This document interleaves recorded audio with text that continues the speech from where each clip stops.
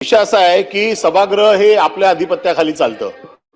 या सभागृहाचे नियम, या सभागृहाची परंपरा आणि हे सभागृह कसं चालवणं हे आपल्या अधिकार कक्षेत येतं. ज्या वेळेला विधानसभेचं अधिवेशन चालतं त्यावेळेला मुख्यमंत्री आणि उपमुख्यमंत्री हे बऱ्याच वेळेला बिझी असतात, त्यांच्याकडे वेगवेगळी जबाबदारी असते आणि ते आपल्या खात्याचा कारभार दुसऱ्यांकडे देतात. सभागृहात आपसात बोलू नका. सभागृह शांत घ्या. राजहंस मंत्र्यांना समज द्या. प्रसाद लाड आपण शांतता ठेवा. सचिन नाईक आपण जरा शांतता समोर बघा. सभापती महोदय, मंत्री महोदय की आम्ही वारंवार आपल्याकडे ही मागणी करतो. मंत्री शंभूराजे शांतता ठेवा. आम्ही वारंवार ही आपल्याकडे मागणी करतो की कुठल्या खात्याचे मंत्री, आणि ज्या वेळेला राज्यमंत्री नव्हते त्यावेळेला आम्ही हे मान्य करत होतो की बाबा मुख्यमंत्र्यांचे अधिकार दुसऱ्या मंत्र्यांना दिले, ते उत्तर देत आहेत. परंतु त्या खात्याचा राज्यमंत्री आज आहे आणि राज्यमंत्री असताना देखील मंत्री जर येऊन मुख्यमंत्र्यांचे किंवा उपमुख्यमंत्र्यांचे विषय जर हाताळत असतील तर ते योग्य आहे का? नंबर एक, त्या राज्यमंत्र्यांवरती भरतशेठ गोगावले मंत्री महोदय समज द्या. समोर बघा काय म्हणताय. राज्यमंत्र्यांचे अधिकार कमी आहेत का? राज्यमंत्री कॅपेबल नाहीत का? राज्यमंत्री कॅपेबल नाहीत का? मग राज्यमंत्र्यांचा असा अवमान करण्याचा अधिकार हा आपल्या सभागृहात काही शोभत नाही. आम्ही देखील गेले कित्येक वर्ष आमदार आहोत. ज्या वेळेला मंत्री उपलब्ध नसतो त्यावेळेला राज्यमंत्री सभागृहात उत्तर देतो. मग राज्यमंत्री केलेत कशाला? राज्यमंत्र्यांना जर तुम्ही उत्तर देण्यासाठी जरी वरच्या सभागृहात पाठवणार नसाल तर या राज्यमंत्र्यांना काम काय? अगदीच तुमचा कोणावर विश्वास नसेल तर कॅबिनेट दर्जा प्रवीण दरेकरांना दिलाय ना, त्यांना तरी द्या उत्तर द्यायला. त्यांना फक्त काय तुम्ही अहवाल मांडायला ठेवला, आभाराचं प्रदर्शन करायला, आणि तुम्ही राज्यमंत्र्यांवरती तुम्ही देत नाही अधिकार. अरे काय चाललंय काय सभागृहामध्ये? आणि आपल्याकडे आम्ही वारंवार ही मागणी करतो की कुठल्या खात्याचं नाही, आम्हाला तुम्ही कुठले उत्तर दिलं आम्ही मान्य करू, कारण आम्हाला तुमच्या कॅपॅसिटीच्या बद्दल आम्हाला पूर्ण माहिती आहे. परंतु हे काय चाललंय? राज्यमंत्र्यांना उत्तर द्यायला देत नाही. राज्यमंत्री सभागृहात असताना दुसऱ्या खात्याचा मंत्री तिसऱ्या खात्याचं उत्तर देतोय आणि नंतर आश्वासन दिल्याच्या नंतर, हा विषय तर मी काढणारच आहे, आश्वासन दिल्याच्या नंतर या आश्वासनांची पूर्तता नाही. आश्वासन समित्यांच्या बैठकीत तो मंत्री उत्तर देऊ शकत नाही कारण तो मंत्रीच नसतो जागेवरती ज्याने आश्वासन दिलं असेल. या टेक्निकॅलिटीचा काहीतरी आम्हाला फडशा तुम्ही पाडावा. याच्या बाबतीमध्ये आपण निर्देश द्यावे की राज्यमंत्र्यांनी उत्तर द्यावं, अन्यथा जो दुसरा मंत्री देईल उत्तर त्या मंत्र्याने त्या उत्तराची जबाबदारी घेतली पाहिजे. नाहीतर नाईलाज असतो त्याच्यावरती हक्कभंग आणला, तो म्हणतो मी त्या खात्याचा मंत्रीच नाहीये, मी फक्त विधानसभेच्या कामकाजा पुरता मंत्री आहे. याच्या बाबतीत आम्हाला आपण मार्गदर्शन करावं, कारण आपल्याकडनंच मार्गदर्शनाची अपेक्षा आम्हाला आहे. दुसरं इकडे आमचं पण वाली नाहीये, आपणच एकमेव वाली आहात. आता आपण पण आम्हाला वाऱ्यावर सोडलं तर या सभागृहात कशाला यायचं, हाच एक मोठा प्रश्न आहे. मंत्री सभापती याच विषया संदर्भामध्ये मी आपल्याला सकाळी सुद्धा भेटलो. आपण सभापती म्हणून शिस्त आणताय याचं आम्ही स्वागत करतोय. म्हणजे या सभागृहामध्ये आता बोलण्याच्या संदर्भामध्ये तुम्ही हरकत घेताय याचं आम्ही स्वागत करतो. ज्या वेळेला एका वेळेला तुम्ही आमच्याकडून अपेक्षा करता, सभापती महोदय अनिल परबांनी सांगितलेली गोष्ट खरी आहे. म्हणजे शंभूराजे देसाईंच्या क्षमतेबद्दल आम्हाला शंका नाही. त्यांना सर्व 10 खात्याचं पण ते उत्तर देऊ शकतात याची आम्हाला खात्री आहे. परंतु प्रथा परंपरा नियमावलीच्या माध्यमातून या सभागृहामध्ये 2-3 वेळा हा विषय निघाला की कॅबिनेट असल्यानंतर राज्यमंत्री. आपण राज्यमंत्री कशासाठी करतोय? राज्यमंत्र्यांनी उत्तर दिली पाहिजे ना. प्रभारी म्हणून अधिकार दिला, ज्यावेळेला राज्यमंत्र्यांना उत्तर देताना काही अडचण आली तर प्रभारी म्हणून ते उत्तर देऊ शकतात एवढं आम्ही समजू शकतो. आणि माझं म्हणणं असंच आहे की आम्हाला रुलिंग द्यावं. हे रुलिंग आम्हाला अपेक्षित आहे. म्हणजे राज्यमंत्री वरती येणारच नाही. मग उद्या ही अशी प्रथा पडेल की शंभूराजे देसाई आणि उदय सामंत यांच्याकडे अख्ख्या खात्याची कामं देतील आणि मग राज्यमंत्री गैरहजर राहतील आणि बाकीचे सगळे गैरहजर राहतील. मग अशा या संदर्भामध्ये कायद्याच्या असलेल्या चौकटीमध्ये हे कामकाज होत नाही असा आमचा आक्षेप आहे. त्यानंतर मी मगाशी सकाळी पण आपल्या दालनात मी आणि बंटी पाटील आम्ही भेटलो होतो. जी आश्वासनं दिली जातात त्याला टाइम बाइंडिंग करा. प्रवीण दरेकरांना किती जबाबदारी आहे त्याचा उल्लेख केलेला आहे. प्रवीण दरेकडे आश्वासन समिती पण आहे. दरेकरजी, तुमच्याकडे आश्वासनाची पूर्तता करण्यासाठी येऊच नाही अशी पद्धत आली पाहिजे ना. सभागृहामध्ये ज्यावेळेला आम्ही एका बिलावर बोलतो, या बिलावर बोलल्यानंतर आम्हाला आश्वासन दिलं जातं आणि आश्वासन दिल्यानंतर तुम्हाला काम राहू आणि दुसरं काम मिळावं म्हणून आम्ही विचार करतोय तुमची. तर आश्वासन देण्याच्या भूमिकेत यावं असं आम्ही म्हणतो. म्हणाला तुम्हाला दोघांना एक आश्वासनाला ठेवला आणि एक हक्कभंगाला ठेवलाय. काय नाही. तुम्हाला एवढ्या पुरतं ठेवू नये म्हणून आम्ही काळजी घेतोय बाबा. माझी विनंती आहे सभापती महोदय, आपण रुलिंग द्यावं. ज्यावेळेला बिलावर आम्ही उभा राहिलो होतो, आम्हाला सांगितलं की महिना 1.5 महिन्याच्या आतच याच्यावर निर्णय घेऊ. आता ती बैठक झाली नाही, कमिटी बोलवली नाही, काय नाही. मग आपण बोललेलो आहोत. आमचं म्हणणं आहे की मग या सभागृहामध्ये चर्चा होतात, आदेश दिला जातो, सूचना दिल्या जातात, मान्य करता मंत्री, याचे इम्प्लिमेंटेशन होत नाही. आपणच 2-3 बैठका लावलेल्या आहेत. माझी विनंती आहे की आपण याचा आज आम्हाला कुठल्याही परिस्थितीमध्ये या संदर्भात रुलिंग द्यावं. महोदय, सदनाचे ज्येष्ठ सदस्य माजी मंत्री ॲडव्होकेट अनिल परब साहेब आणि सन्माननीय माजी मंत्री सन्माननीय शशिकांत शिंदे साहेब काही पॉइंट ऑफ प्रोसिजर वरती या ठिकाणी त्यांनी आता वक्तव्य केलं.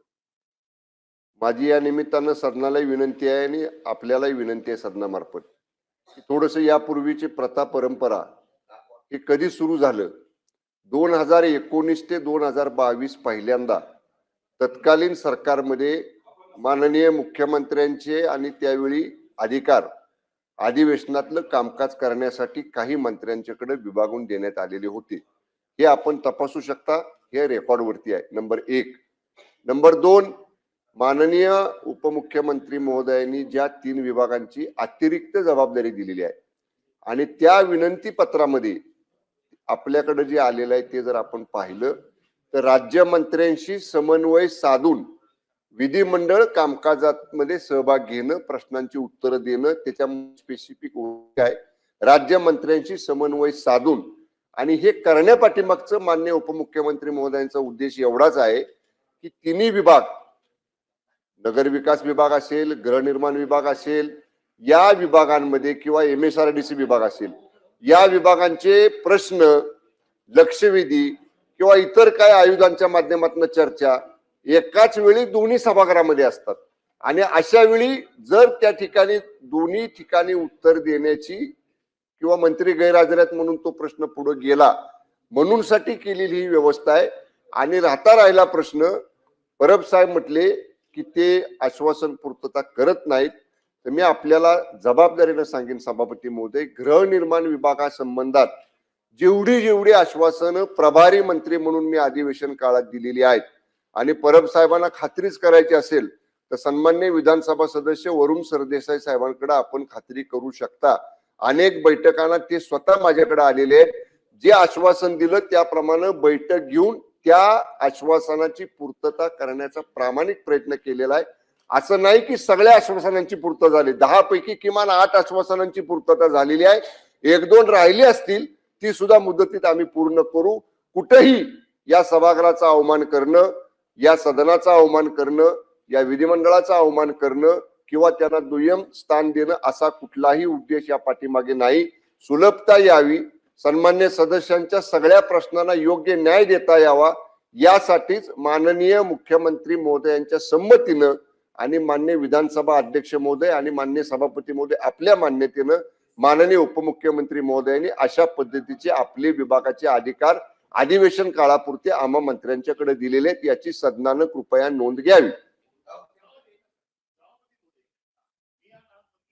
मला चांगलं माहिती आहे, मुख्यमंत्र्यांकडे फक्त 2च खाती होती, त्यामुळे त्या खात्याचा अधिकार जो होता तो राज्यमंत्री तिथे तटकरे मॅडम आणि सतेज पाटील दोघे होते. हे स्वतः जाऊन उत्तर द्यायचे. मी सांस्कृतिक कार्यमंत्री होतो, त्याच्यामुळे कामाचं अलॉटमेंट, कामाचं डिस्ट्रीब्युशन हे त्यावेळे पुरता तर मला चांगलं माहित होतं. आणि प्रत्येक राज्यमंत्र्याला त्याची खाती ही विवक्षित करून दिली होती की आपण जाऊन त्याचं उत्तर द्यायचंय. ते पण राज्यमंत्री होते, ते पण उत्तर देत होते. आणि मी सार्वजनिक मंत्री होतो, संसदीय कार्यमंत्री होतो. त्यामुळे माझा काय आक्षेप तुमच्यावरती नाहीये. माझा आक्षेप या पद्धतीवरती आहे की ही जी पद्धत आम्ही सुरुवातीला मान्य केली, कारण त्यावेळेला राज्यमंत्री नव्हते. राज्यमंत्री असताना आणि आपण जे म्हणताय की आपण ज्या खात्यांमध्ये जे काय केलं, माझ्याकडे आता उद्या हा विषय ज्या वेळेला येईल तेव्हा मी सविस्तर मांडणार आहे. मी जेवढी आश्वासनं पाठवलेली आहेत त्या एकाही आश्वासनाची पूर्तता झालेली नाहीये. हे रेकॉर्डवरती मला उद्या परवा ज्या वेळेला विषय आणीन त्यावेळेला आणेन. परंतु आमचा प्रश्नच हा आहे की राज्यमंत्र्यांवरती तुमचा एवढा अविश्वास का, की राज्यमंत्र्यांना उत्तर देता येतच नाही असा तुमचा समज आहे का, की राज्यमंत्री उत्तर देऊच शकत नाही? आणि जर असे राज्यमंत्री जर तुम्हाला मंत्रिमंडळात मग का ठेवायचे की जे वरच्या सभागृहात जाऊन साधं उत्तर पण देऊ शकत नाही? आमचा साधा प्रश्न आहे की त्यावेळेच्या मुख्यमंत्र्यांकडे 2च खाती होती. त्या 2 खात्याचे अधिकार सतेज पाटील आणि तटकरे मॅडमकडे होते. हा विषय तर संपला. त्यावेळेला उपमुख्यमंत्री अजितदादा पवार होते, जे सगळ्या खात्याची उत्तर देत होते. त्यांचे राज्यमंत्री हे होते. एकनाथ शिंदे ज्या वेळेला सगळे त्यांचे अधिकार होते ते सगळे ते बघत होते. त्याच्यामुळे हा विषयच नव्हता. त्याच्यामुळे हे जे काय रेकॉर्डवर आणतायत, या रेकॉर्ड वरती जे काय आलंय चुकीचं पाहिजे असेल तर तुम्ही तपासून घ्या. परंतु आपल्याकडनं अपेक्षा आहे की राज्यमंत्र्यांचे अधिकार काय, राज्यमंत्र्यांनी उत्तर द्यावं की नाही. राज्यमंत्र्यांनी उत्तर दिलं तर काहीतरी घटनात्मक त्याला जबाबदारी आहे. जो फक्त विधानसभेच्या कामकाजापुरताचा जो मंत्रिपदाचा चार्ज आहे याची वैधता आम्हाला तपासून घ्यायची आहे. त्याचं कारण असं आहे की तुम्ही एक सर्क्युलर काढलं म्हणजे ते लिगल होत नाही. त्याला लिगॅलिटीची जोड द्यावी लागेल. तुम्ही कुठल्या नियमाप्रमाणे ते सर्क्युलर काढलं मला जरा सांगा. सचिवालय कार्यालय जरा नियम सांगा आम्हाला की कुठल्या नियमामध्ये ज्या वेळेला राज्यमंत्री उपलब्ध असतो त्यावेळेला कॅबिनेट मंत्री येऊन उत्तर देतो. सामूहिक जबाबदारीचं आहे. सामूहिक जबाबदारी मग मी कोणाला पण विचारीन, मी दादाला पण प्रश्न विचारीन आणि तेव्हा त्यांचीच पण जबाबदारी आहे. मग त्यावेळेला ते नाकारतात जबाबदारी. स्पेसिफिक जबाबदारीचं तुम्ही आज आम्ही पेपरमध्ये वाचलं की 3 खात्याची जबाबदारी वेगवेगळ्या 3 मंत्र्यांनी दिली. मला नियम सांगा ज्या नियमाप्रमाणे की या नियमाप्रमाणे या खात्याचे अधिकार या खात्याला दिलेले आहेत. तुम्ही सर्क्युलर आहे तुमच्याकडे, पण त्या सर्क्युलरला आपलं हे जे लाल पुस्तक आहे या लाल पुस्तकाची जोड द्या आणि आम्हाला सांगा की या लाल पुस्तकात पुढे लिहिलंय आणि निर्णय राखून ठेवायचा. तुम्ही आवश्यक आम्हाला उद्या सांगा. नाही नियमत नाही, मी वाचूनच आलोय आज पूर्ण अभ्यास करून आलोय त्याचा. चालेल बस आपण बसू ना. आपण राखून ठेवताय ना नियम.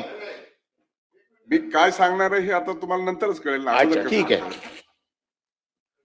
मला वाटतं हा सन्माननीय सभापती महोदय, मी परत सन्माननीय सभापती महोदय आपल्या पटलावर आणेन की त्या पत्रामध्ये माननीय राज्यमंत्र्यांशी समन्वय साधून, असं काही नाही राज्यमंत्र्यांवर गैरविश्वास आहे.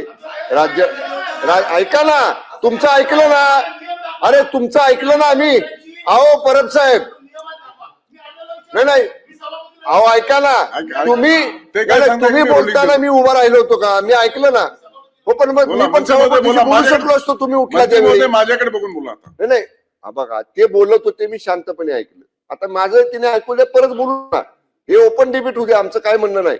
आपण माननीय राज्यमंत्र्यांशी समन्वय साधून आणि परत मगाशी मी सांगितलं एकाच वेळी परिषदेमध्ये आणि सभागृहामध्ये, विधानसभेमध्ये कधी लक्षवेधी गृहनिर्माणची येते, कधी नगरविकासची येते, कधी MSRDCची येते. त्यामुळं हा समन्वय असावा. त्या पुढे लक्षवेधी जाऊ नयेत, प्रश्न पुढे जाऊ नयेत. सभागृहातल्या दोन्ही सदस्यांना, सभेतल्या म्हणे आणि परिषदेमधल्या सुद्धा न्याय मिळावा, त्या समन्वयासाठी केलेली ही व्यवस्था आहे. आणि माननीय सन्माननीय सदस्य परब साहेबांना मी सांगू इच्छितो की आपली त्याला मान्यता घेतलेली आहे. माननीय विधानसभेसाठी विधानसभा अध्यक्षांची मान्यता घेतलेली आहे. आणि शेवटी ती joint and collective responsibility of the cabinet. कॅबिनेटचे मुख्य कोण आहेत?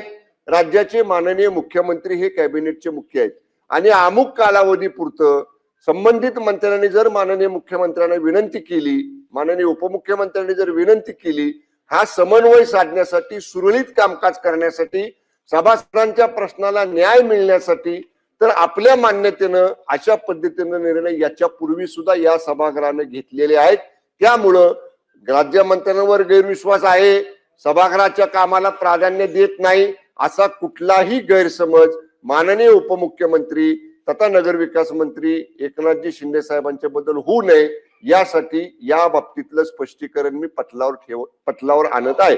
मला वाटतं आपण सदनामध्ये दोन्ही बाजूचं ऐकून घेतले नाही. जो मुद्दा उपस्थित झालेला आहे की अधिवेशनाच्या कालखंडामध्ये प्रभारी मंत्री नेमणं आणि त्या प्रश्नांना उत्तर देणं आणि राज्यमंत्र्यांशी समन्वय साधून त्या प्रश्नाला उत्तर देणं इथपर्यंतचा हा कार्यभाग बरोबरच आहे.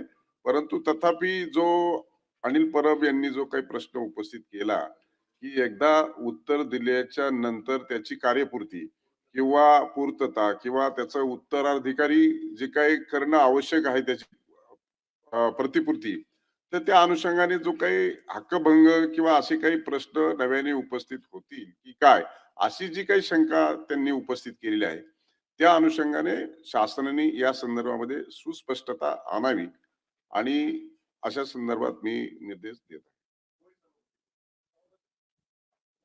आता मला वाटतं क्लोज झाला हा विषय.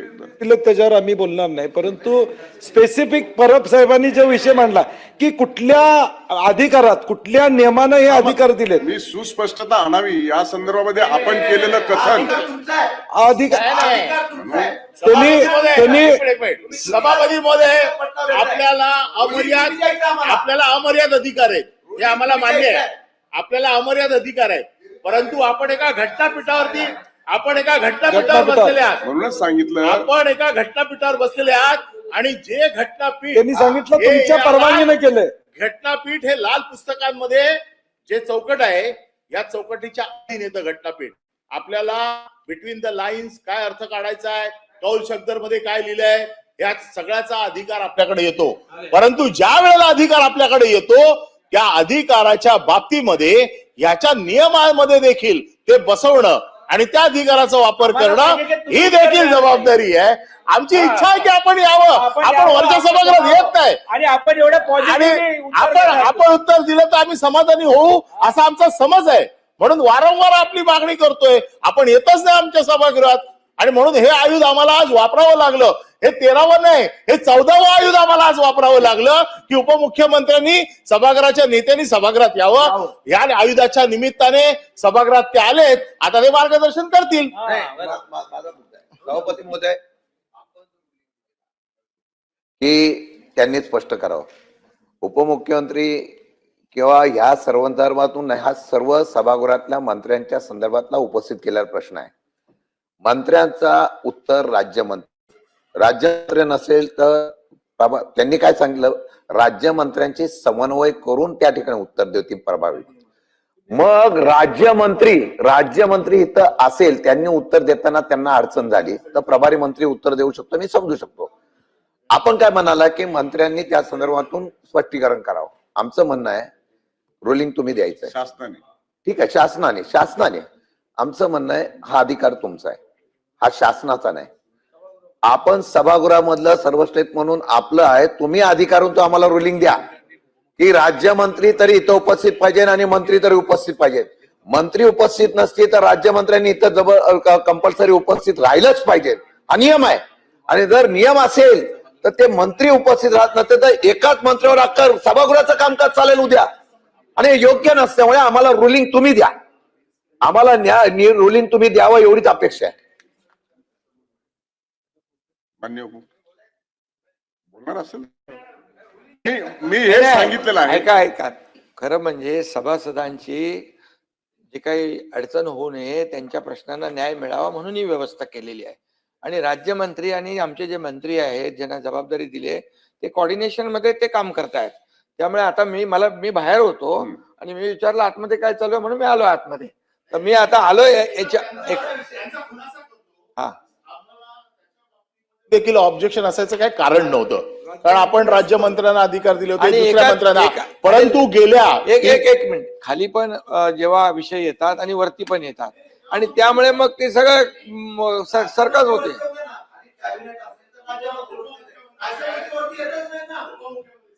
बरेच वर्ष या सभागृहात आपल्याला माहिती आहे. मंत्री जेव्हा बिझी असतात खालच्या सभागृहात तेव्हा राज्यमंत्री मला वाटतं एकच मिनिट नाही ते सभागृह नेते आता उभे विषय आहेत आणि- विषय आपण त्यांना बोलू द्या ना. उभे आहेत ते त्यांचं एकदा संपू द्या, मग मी आता संधी देतो. सभागृह नेते आणि उपमुख्यमंत्री बोला. उभे आहेत. बोलू आपण द्या, बोलू द्या. 2 मिनिटं बोलू द्या. विषय एकच आहे. का विषय आला हा की उपमुख्यमंत्र्यांनी आपले अधिकार माननीय मंत्री उदय सामंतना दिले, माननीय मंत्री शंभूराजेंना दिले, दादा भुसेंना दिले. आमचं काही ऑब्जेक्शन नाही, ते जे कॅपेबल आहेत त्यांनी करावं.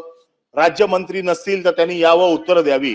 परंतु माझ्या गेल्या 4 अधिवेशनाचा अनुभव असा आहे की जिथे मी राईट ऑफ इन्फॉर्मेशन मध्ये माहिती दिली, जिथे इथे सभागृहात मान्य केलं कारवाई करतो म्हणून, परंतु ठरवूनच की कारवाई करायचीच नाही. मुंबई महानगरपालिकेचे मी कमीत कमी 7 ते 8 विषय दिले.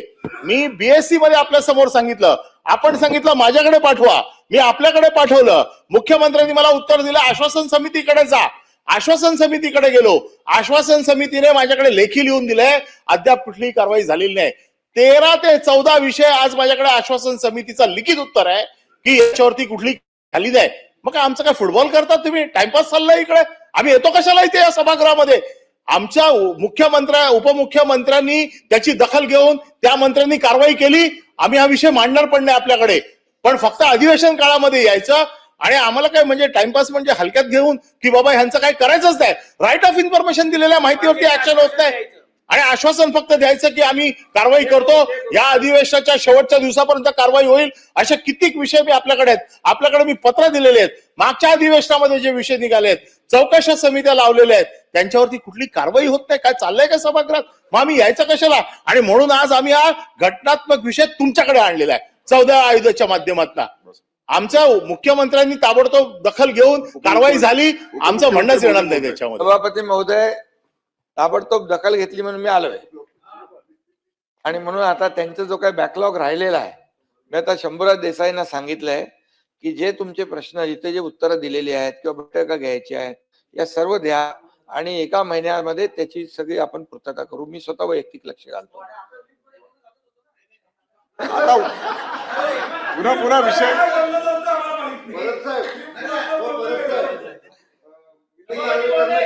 आणि एकच आहे याच्यामध्ये ओ शशिकांतजी, गैरसमज कोणाचा नसावा, कारण शेवटी या सभागृहामध्ये विधानसभा आणि विधान परिषदेमध्ये अधिवेशनामध्येच प्रश्नाला उत्तर मिळतात, न्याय मिळतो.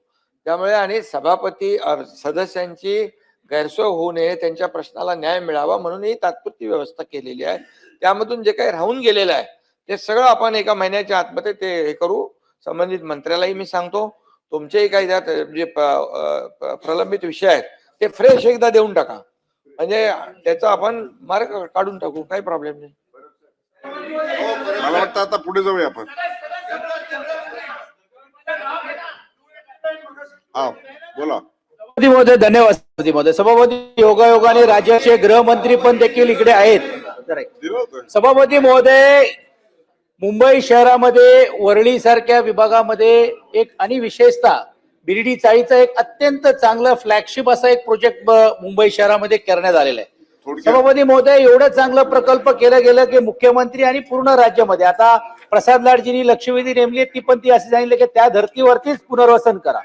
एक अत्यंत चांगला प्रकल्प आहे. सभापती महोदय, राज्याचे गृहनिर्माण मंत्र्यांना पण विनंती आहे की आता हे एक प्रकल्प चांगला झालं, परंतु निव्वळ अलॉटमेंटच्या नावाखाली एक सामाजिक ऐक्य तिकडचा पूर्ण मोडून काढण्याचा प्रयत्न चालला आणि रोज लोक मोर्चे काढतायत.